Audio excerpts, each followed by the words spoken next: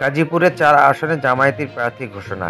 আগামী জাতীয় সংসদ নির্বাচনে গাজীপুরের ৫টি আসনের মধ্যে ৪টি আসনের প্রার্থীদের নাম ঘোষণা করেছে বাংলাদেশ জামায়াতে ইসলাম।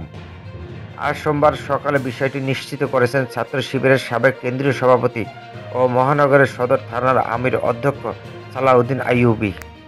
প্রাথমিকভাবে ঘোষিত প্রার্থীরা হলেন গাজীপুর ২ আসনের মহানগর জামায়াতের নায়েবে আমির ও কেন্দ্রীয় মজলিসের শুরা সদস্য হোসেন আলী, গাজীপুর ৩ আসনে গাজীপুর জেলা আমির ও কেন্দ্রীয় মজলিসের শুরা সদস্য জাহাঙ্গীর আলম, গাজীপুর ৪ আসনের ছাত্র শিবির সাবেক কেন্দ্রীয় সভাপতি ও মহানগরী সদর থানার আমির অধ্যক্ষ সালাউদ্দিন আইয়ুবী, গাজীপুর ৫ আসনের মহানগর জামায়াত নায়েবে আমির ও কেন্দ্রীয় মজলিসের শুরা সদস্য খায়রুল হাসান।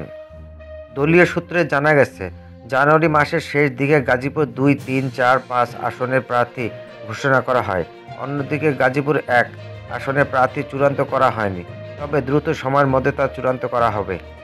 এ বিষয়ে গাজীপুর মহানগর জামায়াতের আমির অধ্যাপক মোহাম্মদ জাবান উদ্দিন বলেন, আমাদের বিভিন্ন পর্যায়ের প্রতিনিধিদের মতামত নেওয়া হয়েছে। এরপর দলটির স্থানীয় নেতাদের মতামত ও কেন্দ্রীয় সংগঠনের পরামর্শের আশা সিদ্ধান্ত অনুযায়ী প্রার্থী ঘোষণা করা হয়েছে। তবে এসব প্রার্থী একেবারে চূড়ান্ত নন। নির্বাচনের আগে যেটা ঘোষণা হয় সেটিই চূড়ান্ত।